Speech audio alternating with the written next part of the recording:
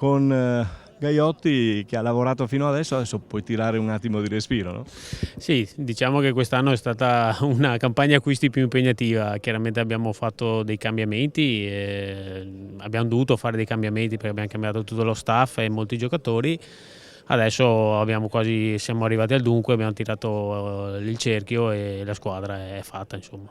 Mi ricordo quando alla cena di fine stagione ti avevano un po' preso in giro dicendo adesso so affari tuoi perché devi rifare praticamente tutto. Hai detto bene, avete acquistato degli elementi interessanti e siamo a continuare sulla linea giovane. Certo, quello sicuramente, la squadra anche quest'anno è una squadra molto giovane, sicuramente ci sarà molto da lavorare rispetto all'anno scorso perché ci sarà da ricreare un gruppo visto che la maggior parte è nuovo, però sono fiducioso, nel senso la squadra ha delle qualità e sono sicuro che le dimostrerà.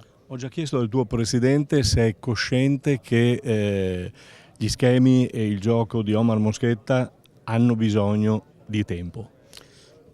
Se non è cosciente lui lo sono io sicuramente, nel senso che avremo bisogno, come dicevo prima, anche di capire un nuovo allenatore, un nuovo modo, una nuova idea di giocare a calcio, questo sicuramente, però ho piena fiducia nello staff e so che faranno del loro meglio sicuramente. Dietro le quinte parlavamo inevitabile di favoriti, chi vedi?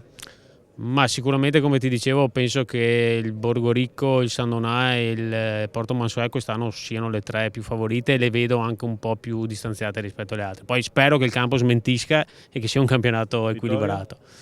Vittorio, come ho detto, noi dobbiamo lavorare e cercare di migliorare giorno per giorno e dopo andiamo a giocarci su tutti i campi, poi lasciamo che sia il campo a dire cosa riusciremo a fare. Buona stagione. Grazie anche a voi.